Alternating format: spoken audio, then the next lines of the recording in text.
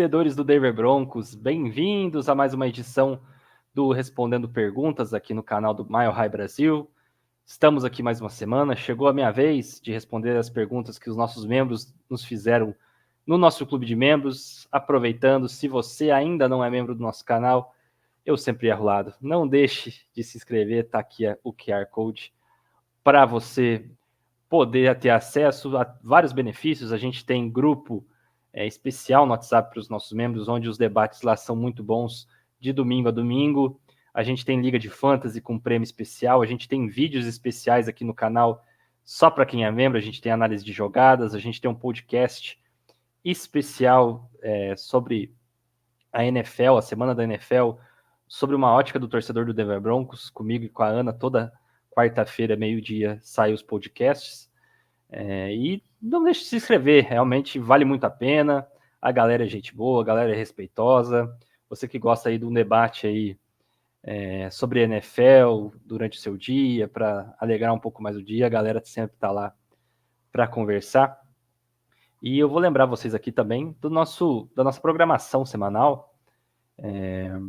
Na segunda-feira a gente tem o Mile High Brasil Show, que é a nossa live, toda segunda-feira, 7 horas da noite. Com a presença do Andrezão aí, capitaneando a live. Às terças-feiras a gente fica de folga, porque na quarta-feira a gente já volta com o Mile High Salute, que é o podcast que eu mencionei agora há pouco. A gente tem os Respondendo Perguntas dos Membros e análise de jogadas na quinta-feira, só para os membros, a análise de jogadas. O Mile High Brasil na sexta-feira, com o Tiagão, e o Tailgating com a galera aí, apresentando, trazendo as informações sobre o nosso adversário, com a participação especial do Davis Chiodini, lá da ESPN. É muito legal esse vídeo aí, sempre com a participação dele. E sem mais delongas, a gente já vai para as nossas perguntas aqui. A gente teve 9 perguntas essa semana, todas muito boas. Eu separei todas elas aqui para a gente estar respondendo uma a uma, já agradecendo desde já aos nossos membros por terem enviado as perguntas, por estarem enriquecendo o nosso conteúdo, o nosso vídeo aí. É sempre muito legal, é um dos meus vídeos favoritos aí do Mile High Brasil, sempre que sai eu assisto, e hoje estou tendo a oportunidade de fazer ele. E a primeira pergunta, a gente já traz aqui o grande Slam, o menino Ilha lá do grupo dos membros. Ele pergunta para a gente se no confronto contra o Saints, qual deve ser a principal alteração no jogo time, na sua visão. Eu acho que ele quer saber qual que é a principal alteração aí em relação aos jogos anteriores do Broncos, que eu acho que a gente tem de ter para ter a vitória. Slam, para mim, isso aqui vai servir para várias perguntas que eu vou responder, mas a chave para o Broncos ter um ataque um pouquinho menos destravado hoje, diferente do que vem apresentando, né? A gente vem tendo muitas dificuldades ofensivas na temporada, é a presença do motion no jogo do Broncos. Hoje o Broncos é o time que menos faz motion na NFL, somente em 33% das jogadas. Então, 1 a cada 3 jogadas do Broncos apenas tem motion.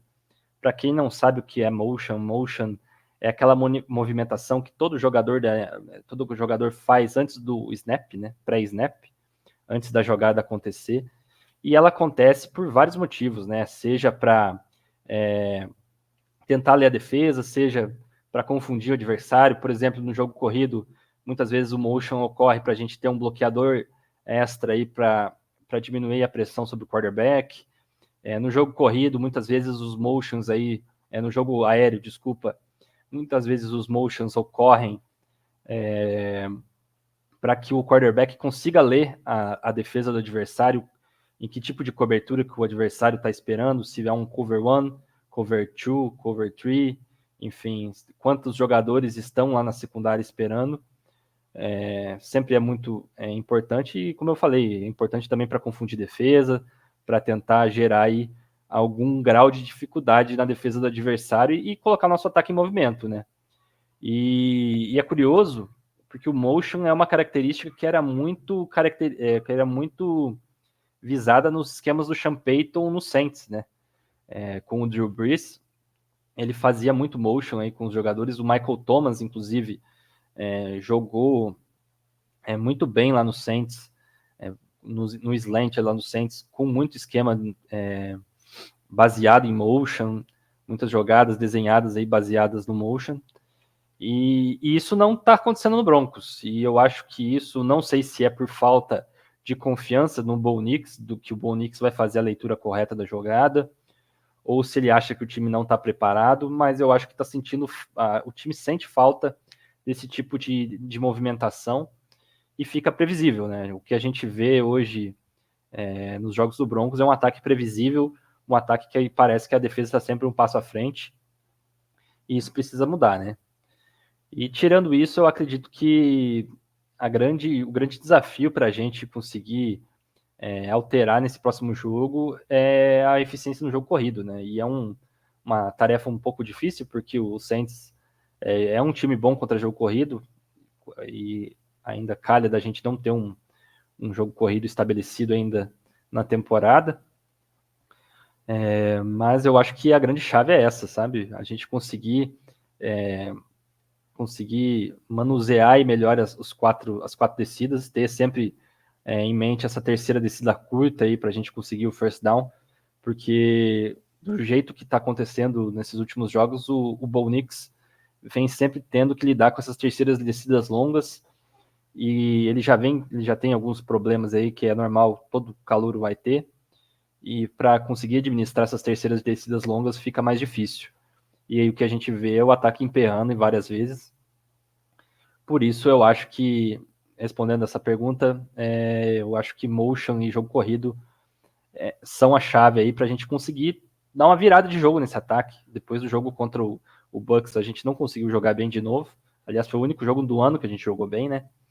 Então eu acredito que essas são as chaves hoje para o Broncos, até porque a gente vê que a linha ofensiva vem fazendo um bom trabalho, o corpo de recebedores não é bom, mas uma, duas vezes por jogo aí vem aparecendo. Eu acho que precisa aparecer mais também, mas a gente vai discutir isso mais nas perguntas de baixo, como vocês vão perceber.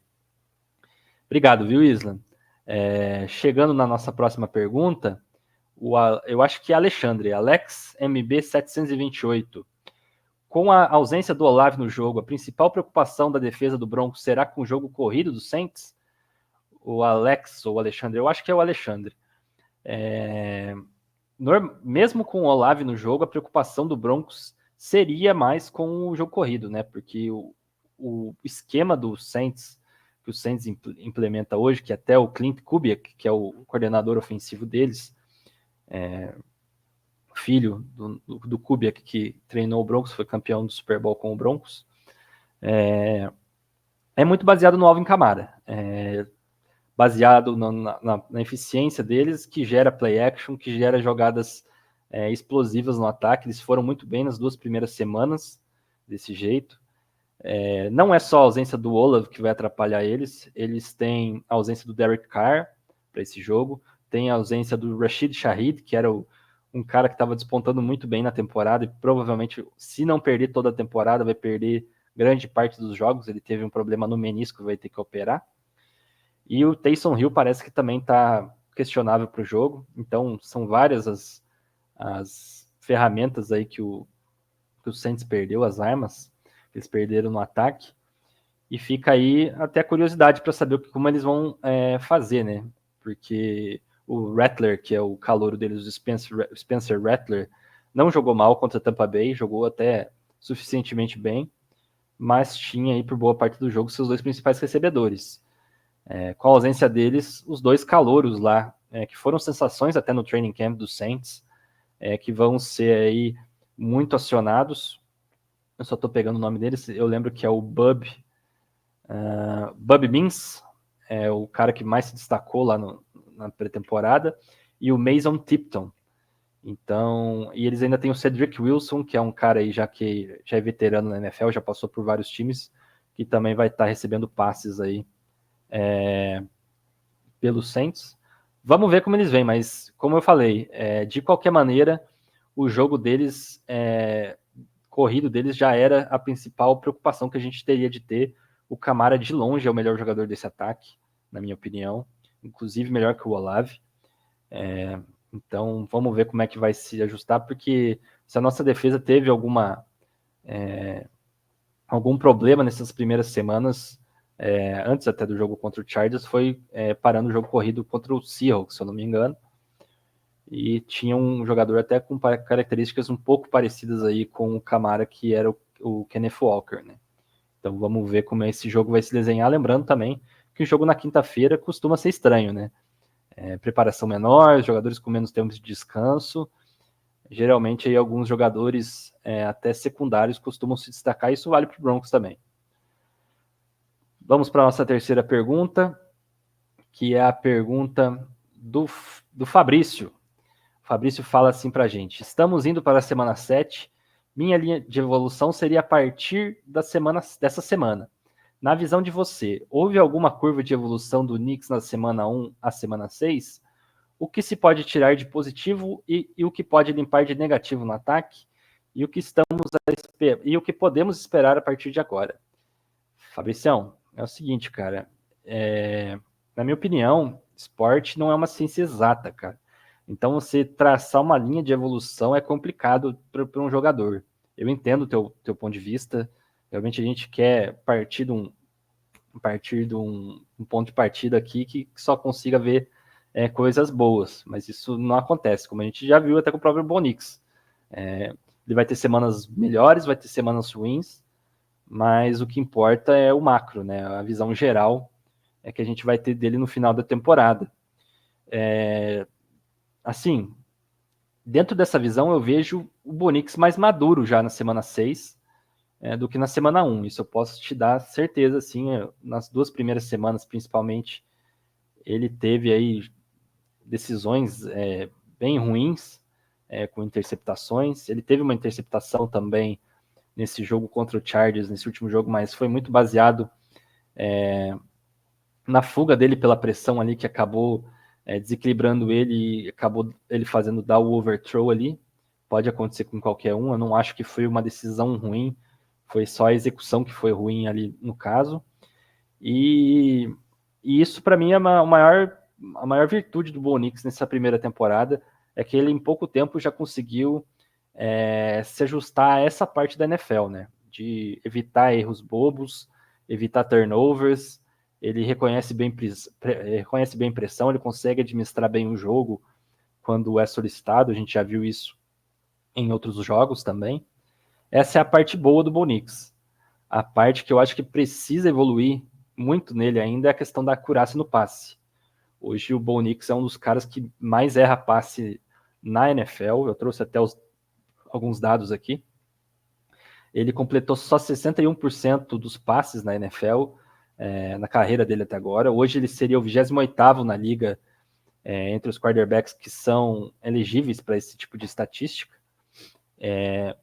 Dos passes que vão além da linha de scrimmage, ele acertou apenas 55%. E dos passes que vão para acima de 5 jardas, ele só acertou 41% dos passes. Nesses dois quesitos, ele está em último entre os quarterbacks qualificados aí. Ou seja, ele está com um problema, e aí a gente pode colocar um pouco de culpa nos recebedores também? Pode, sem dúvida nenhuma. Nosso corpo de recebedor não é o ideal também para o Bo Nix, ainda mais que a gente sabe que ele tem um piso legal, mas não tem um teto tão alto. Então talvez ele não seja o tipo de jogador que eleva muito a qualidade dos companheiros, mas que precisa de um time bom ao redor para conseguir ser efetivo de uma maneira que a gente espera dele, né? Então, tem o ponto forte dele, tem o ponto positivo e o ponto negativo. Essa questão da acurácia, eu acho que não era um problema dele em Oregon, né? Inclusive ele era até zoado porque ele tinha uma porcentagem alta dos passes, porque fazia muito passe curto, mas ele tinha grande porcentagem aí, coisa que não está acontecendo por enquanto.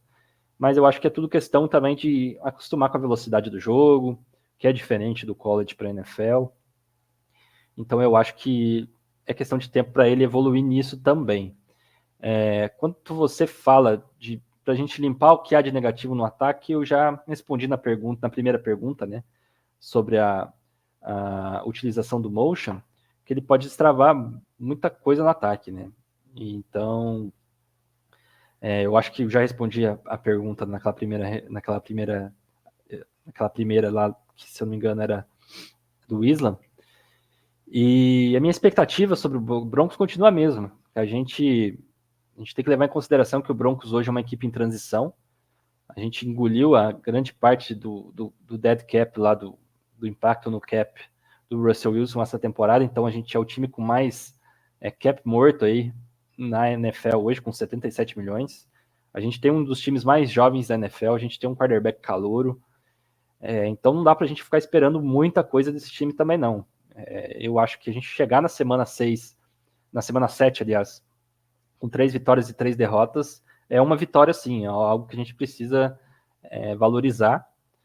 E eu sigo nessa expectativa de ver alguns jogadores se destacando, jogadores que a gente talvez não esperava tanto, mas que, dada a oportunidade, dado o holofote, eles consigam brilhar. Eu vou dar alguns exemplos aqui. O Brandon Jones, que foi contratado por um preço razoável, está jogando bem. O Zach Allen também já vinha jogando bem ano passado, está jogando muito esse ano de novo. O grande exemplo para mim é o Riley Moss, o cornerback. Foi dada a oportunidade, ele está mostrando aí que tem muito talento. E é isso que eu espero do Broncos esse ano, que a gente consiga achar nomes que a gente consiga confiar no futuro, sabe?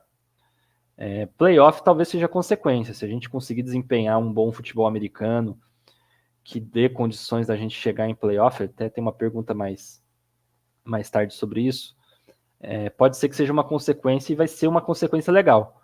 Mas eu não espero playoff, não. Eu espero que a gente consiga ser competitivo da maneira que a gente vem sendo.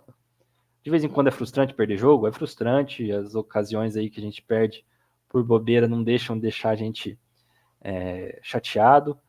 Mas eu acho que o macro geral aí do Broncos, o saldo que a gente pode tirar depois de 6 semanas é muito bom.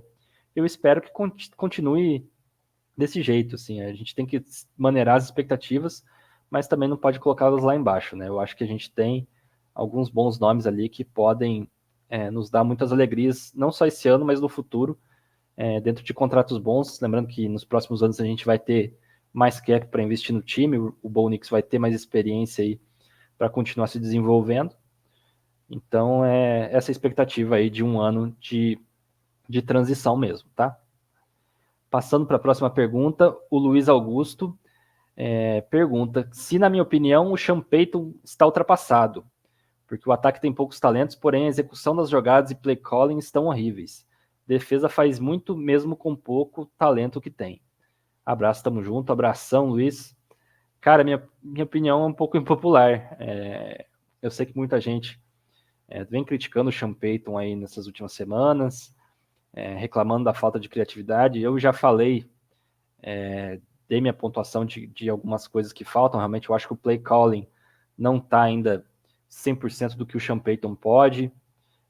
O motion, a questão do motion que eu falei já algumas vezes aí no vídeo, é algo que me incomoda, porque era algo que ele fazia muito e hoje ele não faz. Como eu falei, pode ser por falta de confiança no elenco que ele tem hoje, para executar algo mais complexo. Não conseguimos dizer daqui isso, né? A gente não tem todo o contexto para saber. Mas eu não consigo rotular o Sean Payton como fraude, não. Até por muito do que eu respondi agora para o Fabrício. Eu acho que é um time em transição, é um time que tem um teto, assim, piso baixo de talento, vá lá. Se a gente vê o nosso corpo de recebedores hoje, a gente tem o Courtland Sutton, a gente tem, e o resto aí é todo, e tem o Josh Reynolds também, e o resto é todo um ponto de interrogação, a gente não tem confiança em nenhuma nos nossos recebedores. Os running backs também, a gente não está tendo confiança nenhuma. Então eu acho difícil a gente rotular o Sean Payton agora, sabe? Eu acho que se a gente não... A evolução vai ser lenta com esse time. Né? Eu acho que a gente não pode se iludir a ponto de achar que no final do ano a gente vai estar pensando em ser contender para o Super Bowl no ano que vem. Não, eu acho que a gente vai estar pensando em melhorar o time para quem sabe, se tudo der certo, a gente conseguir pegar o wildcard com mais tranquilidade no ano que vem. Mas eu acho que a evolução vai ser lenta. O Sean Payton não tem um esquema de fácil compreensão para muitas pessoas, para muitos jogadores aí, desculpe. Porque é um esquema que tem muitas jogadas, é um conhecido aí como um dos caras que tem o maior playbook aí da NFL. Assim, também tem o fato de que tem muita gente aí na NFL que jogam esquemas parecidos e estão tendo sucesso. Eu posso citar aqui, por exemplo, o Buccaneers, o Tampa Bay. Eles jogam muitos conceitos que o próprio Broncos joga e está se dando super bem com o Baker Mayfield lá. Acabou de meter 51 pontos no nosso próximo adversário. Então eu não acho que o problema seja o Sean Payton, não acho que o problema seja o esquema. Eu acho que o problema é talento mesmo. É a questão dessa transição que a gente está. E eu discordo de você que a defesa faz muito mesmo com pouco talento. Eu acho que a defesa tem mais talento do que a gente reconhecia no começo do ano. E aqui eu já citei o Riley Moss, eu vou citar aqui o Jonathan Cooper, eu vou citar aqui o Nick Bonito, o Brandon Jones, que eu citei. Os próprios linebackers aí até estão fazendo um bom trabalho, apesar de eu não ter confiança neles. Não dá para falar mal.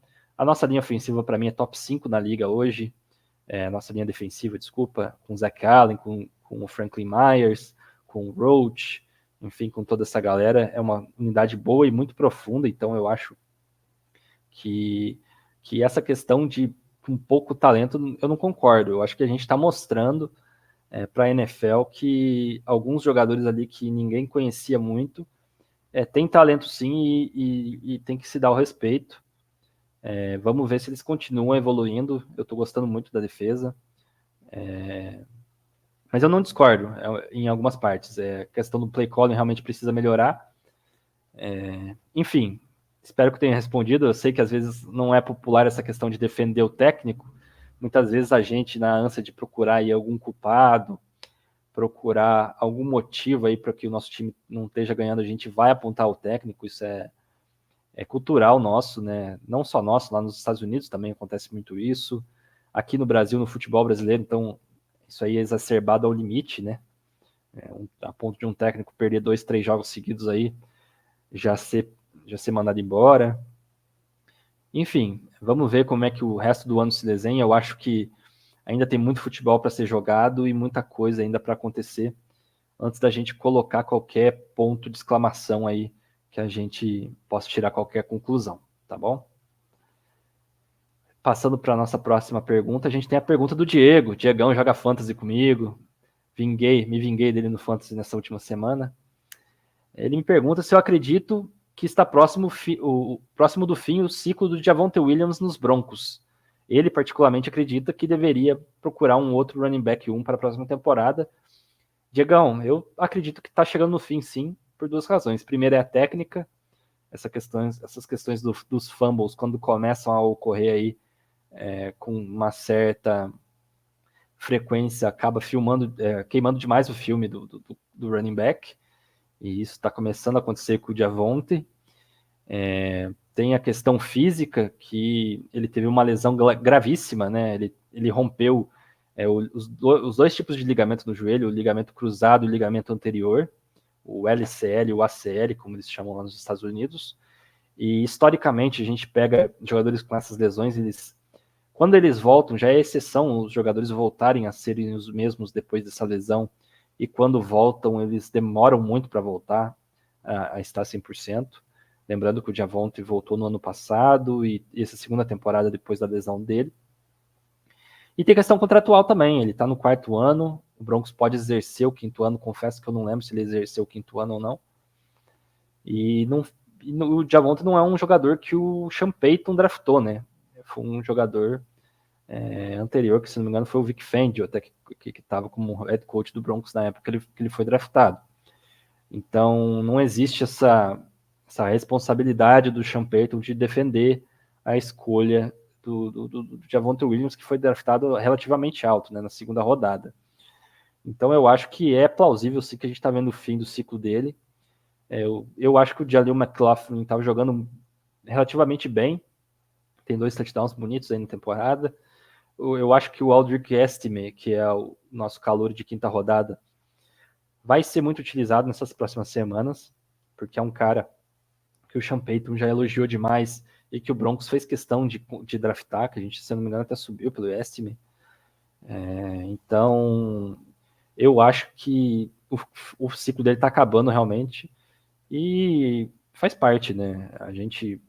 Eu gostava muito dele no pré-lesão, ele estava fazendo uma temporada absurda aí até machucar, naquele 2022, se eu não me engano. Então, realmente, é uma pena, é um jogador aí que a gente tem um certo carinho, mas que provavelmente vai tentar a sorte dele na NFL em outro time no ano que vem. Não vejo ele ficando em 2025, 26 aí no Denver Broncos. Passando para a nossa próxima pergunta, é o Leandro. Ele pergunta se eu acho que o Broncos pode mudar de posição o Lil Jordan para a posição de tight end, pois já estamos passando fome nessa posição. Leandro, realmente a gente está passando muita fome na posição de tight end. O Greg Dulcich está se mostrando um baita de um bust aí, não está sendo nem relacionado para os jogos. Mas eu não acho que a solução do Broncos hoje seja essa de tapar o buraco, mudando a posição do Lil Jordan. Eu acho que o Lil Jordan está sendo valioso exatamente por ser esse wide receiver que consegue fazer o bloqueio a mais ali que é necessário quando é necessário. Tudo bem que o Tyrant bloqueia também, mas eu acho que o Lil Jordan ele tá num limbo que ele é muito grande para ser wide receiver e relativamente pequeno para ser Tyrant. Então, eu acho que eu não faria essa mudança, até porque muda muito a questão de técnica de jogador, de posicionamento. Pode ser que a gente tenha aí alguns percalços aí na adaptação. E minha solução seria trazer alguém via troca até a deadline. Agora a gente está no dia 17, que esse vídeo está indo para o ar. Até o dia 5 de novembro a deadline. Então eu acho que talvez seja a gente trazer algum veterano conhecido aí. Não que vão ser esses jogadores, porque eles estão até prestigiados no time, mas algo parecido com o Zach Ertz, que foi para o Arizona nessa temporada, algo parecido com o Hunter Henry, que assinou com os Patriots na temporada passada, um cara que não vai ser um jogador top na liga, mas vai te quebrar um galho muito bom.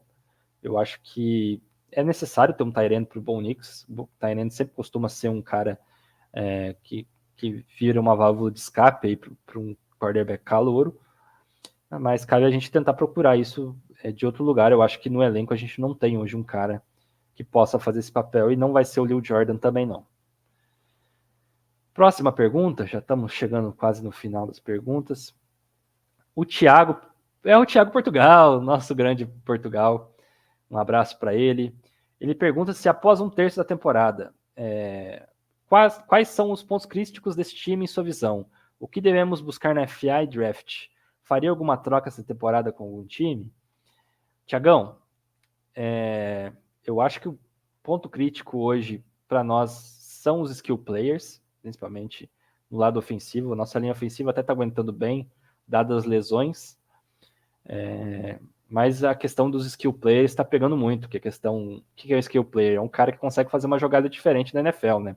Seja ele wide receiver, seja ele tight end, como a gente estava falando nessa última pergunta, nessa última resposta que eu dei, seja ele running back. A gente está tendo pouca ajuda nesse sentido ao Bo Nix. A gente vê alguma boa big play do Cortland Sutton, o Josh Reynolds apareceu bem, machucou, agora o dedo vai ficar aí no mínimo 4 semanas fora. A gente tem alguns recebedores jovens, tem o próprio Lil Jordan aí que não consegue ter consistência. O backfield também não inspira confiança nenhuma até aqui. O corpo de tight ends, como a gente falou, nulo.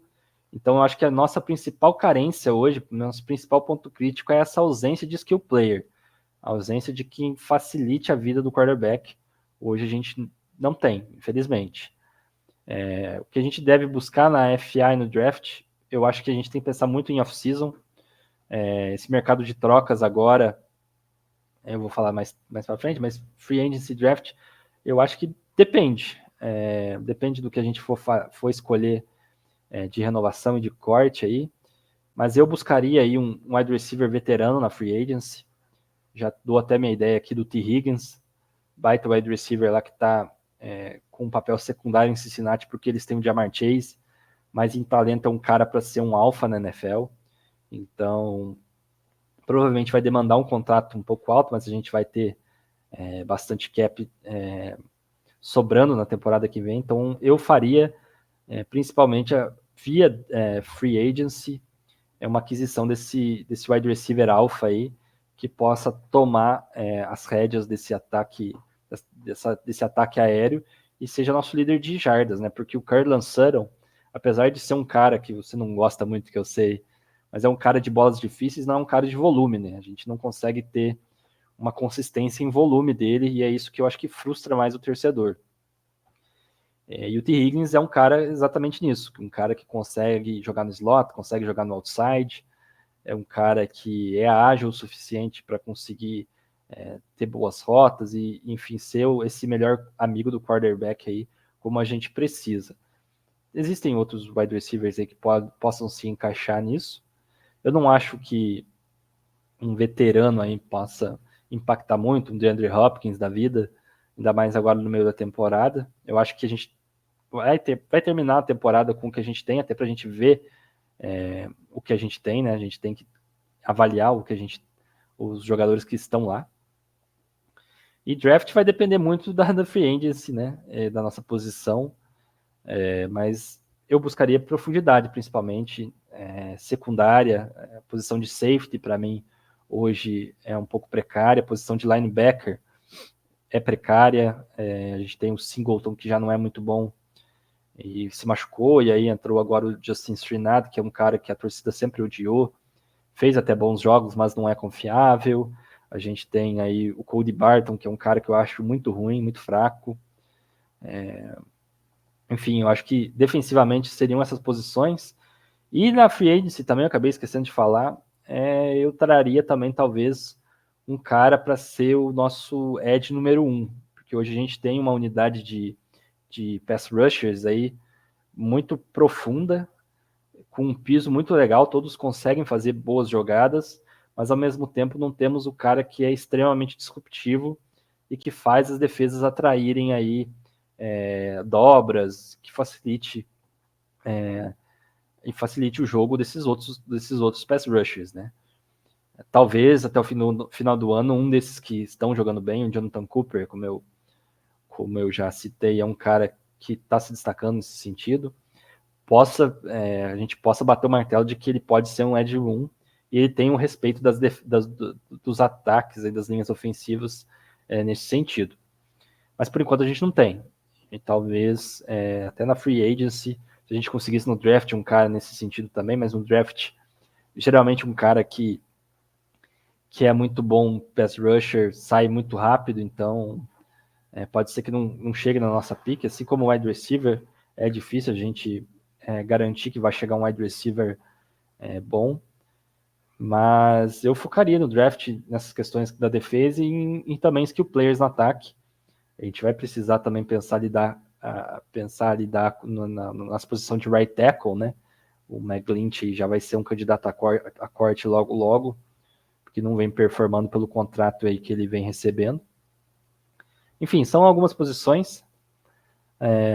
Alguma coisa, se eu faria alguma troca nessa temporada, como eu falei, talvez se eu fizesse alguma troca hoje seria na posição de tight end. Eu não trocaria, não faria troca em wide receiver.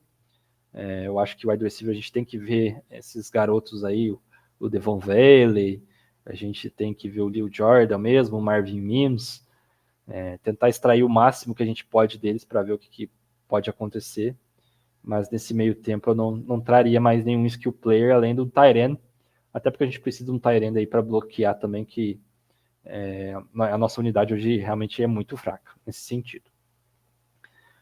Passando para a próxima pergunta, a gente tem a pergunta do Vitor, meu xará. Analisando as campanhas das equipes da AFC, a esperança de ver o Broncos na pós-temporada? Vitão, eu acho que tem esperança sim. Eu acho que para isso ser mais factível, a gente precisa ganhar do Saints, precisa ganhar do Panthers, chegar na semana 9 aí, 5-3, porque daí a gente vai ter uma sequência difícil. Mas não é impossível não, até porque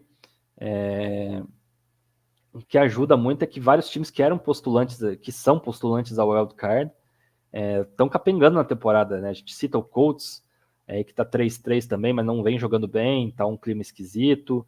A gente cita o Jets, que agora tá 2-4, tá atrás da gente, agora recebe aí o reforço do Davante Adams para tentar mudar o jogo aí, mas é uma equipe também que tá sem técnico, que o Aaron Rodgers parece mandar e desmandar lá dentro, então não dá para a gente prever muita coisa. Tem os Dolphins sem o Tua por enquanto, pode ser que quando o Tua volta eles engatem uma sequência e consigam aspirar pós-temporada também como a gente. O próprio Chargers e o Raiders aí que estão em níveis parecidos com o Broncos hoje. Eu acho que o Chargers tem uma defesa aí que pode levar eles para pós-temporada, uma defesa bem ajeitada, bem agressiva. A gente até viu isso no último jogo. E tem um quarterback competente, apesar de muita gente achar ele pipoqueiro. Eu sempre falei que eu acho o Justin Herbert um baita talento, que por enquanto não teve a ajuda necessária do Chargers para conseguir prosperar, né? Mas tirando o Chargers e Raiders, a gente tem o Bengals ainda, que tá também numa situação aí difícil na temporada, 2-4, mas é um baita time, pelo menos um baita ataque, né? E com certeza eu acho que a aposta de todo mundo aí para conseguir fazer essa virada de chave. E aí tem o Jaguars, que eu acho que já é carta fora do baralho, mas ele tinha um time que aspirava aí o wildcard. Eu acho que não tem mais chance, não. A temporada deles já foi pro vinagre e o Doug Peterson deve ser demitido. Mas tendo em vista todos esses times que eu falei, eu acho que a gente pode inspirar sim, até porque a gente tem um calendário difícil até certa ponta na temporada, mas depois ele facilita um pouco de novo. Então, é factível sim, até por, como eu falei, dada as campanhas, como você falou também, nenhum time está conseguindo desgarrar além dos principais favoritos das conferências, né? Que é o Ravens, aí a gente tem o Chiefs, a gente tem o Houston, e tem o Bills, né? Que são os 4 aí principais.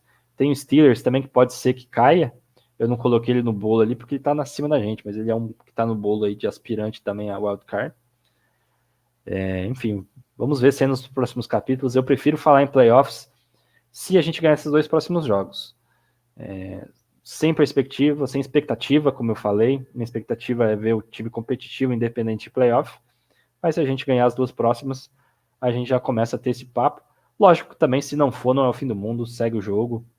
A gente já ficou tanto tempo fora, um ano a mais aí, num ano de transição, não acho que seja o fim do mundo. A gente tem que preparar esse time para deixar de sair no limbo, não querer sair do limbo a qualquer custo aí esse ano, beleza? E chegamos na nossa última pergunta, uma pergunta mais histórica aí, do Leandro também fez outra pergunta. Qual é o maior jogo dos Broncos para você, que fica para a história? Cara, que eu assisti foi o Super Bowl 50, né, contra o Carolina Panthers. Essa foi a época que eu peguei do Broncos, de 2013 para cá. Então, para mim, esse jogo tem muita carga emocional, porque a gente foi campeão ali, e foi a única vez que eu vi meu time ser campeão. Também no top 2 ali, aquele divisional game contra o Patriots, né? Foi muito especial, aquele último jogo entre Peyton Manning e Tom Brady.